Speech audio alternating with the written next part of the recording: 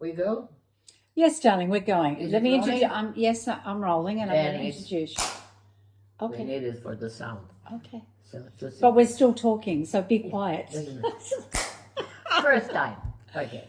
All right. So today I have a special guest. Her name is MAJA VOLK, and she's from Serbia. And Maya and I met 40 years ago in Sydney when we did a musical in Kogra. Yes, we used to, well, she still sings and acts and writes and produces and directs and now has this whole lifestyle program, which is very interesting and very, very endearing. No, it's not endearing. It's pretty interesting. Anyway, so I just wanted to introduce her because we have met each other when we were younger. We know little secrets about each other. So, and I'm just going to embark on a story and ask her a couple of questions. Shoot. Go for it, Julia. Okay, so my first question, Maya, is that when you divorced for the 10th time, for the second time. Yeah. I'm being horrible, but that's my sense of humor. It's okay. I deserve it. No, you don't, darling. Don't be silly. So what I wanted to ask was, how did you get back into the game? First of all, the healing process that you went through. Well, I felt like a toothless hunter back in the forest after many years, and the rules have changed. Mm-hmm. And that was the first thing I had to. I still felt sexy. I still felt good. I was 42, so I was, okay, but it's not in the real world like that. First of all, I was very shocked that a lot of men were very happy just because I have a title. Shut up. I have a title of being divorced, because before they didn't notice me because I was married. And now suddenly I am back in the game, So all my colleagues at the university, they started noticing me. And I felt insulting. I mean, I was there for years and no. So that was one thing. Then the second thing is I hated men so much in that moment because, I was abandoned, so I felt like I was abandoned. I'm glad you said at that moment. What? I'm glad that you said at that moment. Yeah, things changed. Yeah, that changed, but it took 8 years, Yes. because I was 16 together, so half of it, 8 years. I hated him.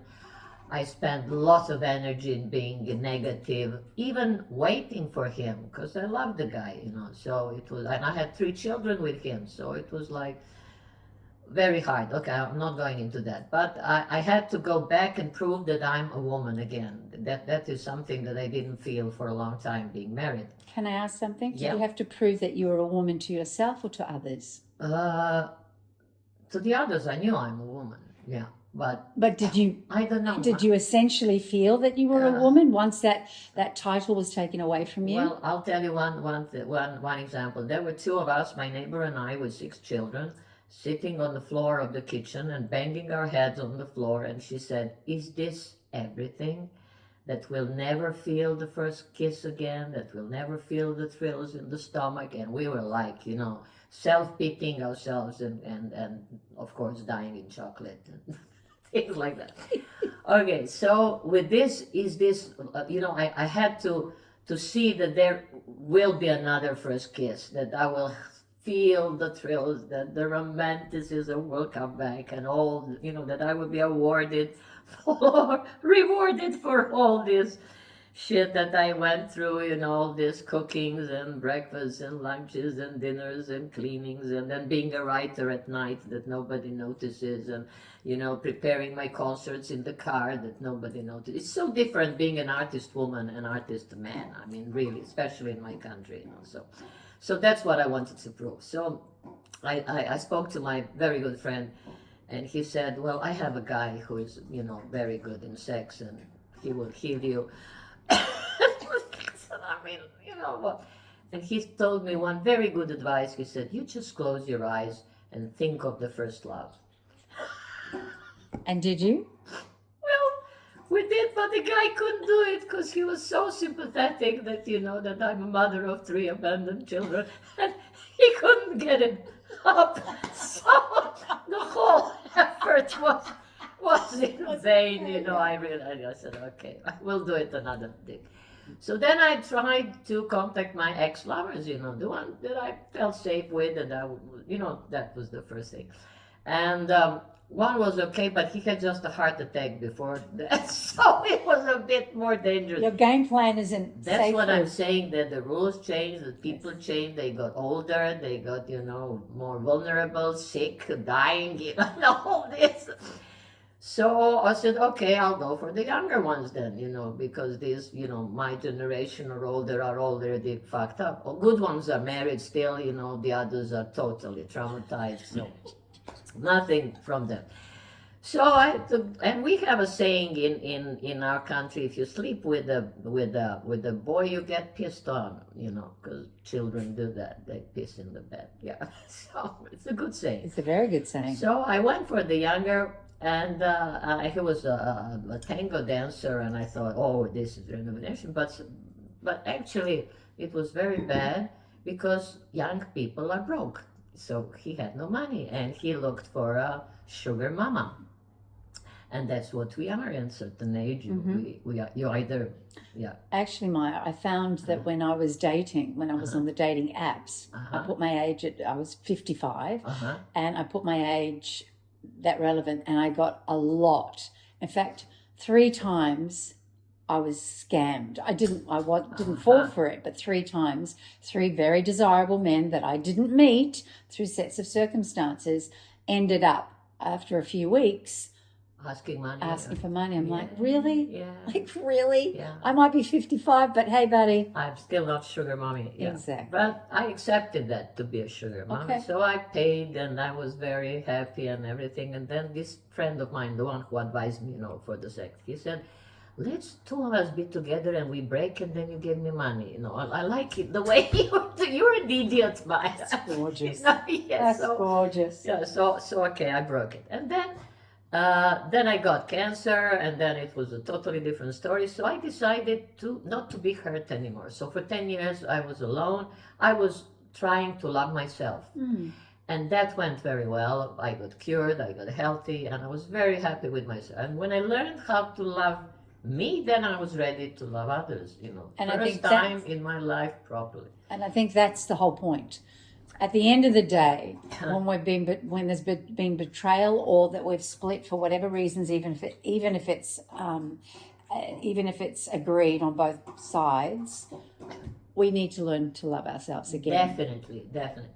And as I was involved into this long living and being healthy and so on, I saw all this scientific data, and they say that if you're in a couple, that you live longer. So for scientific reasons, I went on online dating. Only for scientific reasons. Of course. So, and I wrote this in my profile, such a sentence that 99% of men will go away, you know, immediately, you know, be scared. And so I decided, okay, this is 1%, that's the one. So in the first sentence I wrote, I'm not eating meat, I'm vegan, raw, planting, survival of cancer, and all this. I said that in the first sentence. Transparency. Yeah, of course, you know. And then the Greek came on, and that was, and he didn't send me a photo of a penis. And he didn't tell me, oh, I would love to do this and this to you. He said, because I put a photo of me dressed in a Peruvian costume on the top of Machu Picchu. And he thought I was a crazy one. So he asked me. What do you mean he thought? He knows. He thought that I lived in Peru, you know. Oh, so he asked me the question, what is the official language in Peru? And finally intellectual. Okay, so I write a whole essay about, you know, all these languages and everything. And then we started intellectual, and then he invited me to Greece for Christmas, and I said, okay. That was the first time I went to unknown to spend a night. But I thought, okay, he's a professor, university, me too. We can maybe do some project together. If I like him, okay, we go to bed. If I don't like him, there's a hotel. So it started, and it was like 5 years. I had a very good relationship, but then the COVID started, and we all got paranoia. We were separated, blah, blah, blah, another story. And after that, almost nothing. So now I may be ready for dating, but I need my place, You see, there's usually, we have this joke, I have to tell you this joke, Of course. because I come from these ex-socialist countries, and they said there are four types of love. It's a comic love, a tragic love, um, comic, tragic, social, and philosophical love. Okay, so comic love is you have who with, but you don't have what with. Comedy. Tragically is you have what with, but you don't have who with. Yeah. Then socially is you have who with, what with, but where. And philosophical, which is I think my case now. You have who with, what with, where, but why? What's the point? Yeah, so, Oh, I love that. yeah. I love that. Well, thank you for your time. Thank you for your stories. Maybe when I'm 100, I will meet the young chicken of 80. Maybe. Yeah. Maybe we can always hope. Because we always look the same, 80 and 100. Absolutely, absolutely. Who's Okay. counting the lines and the Yeah. wrinkles? Thank you, thank you, Thank you, everyone. Thank you, Maya.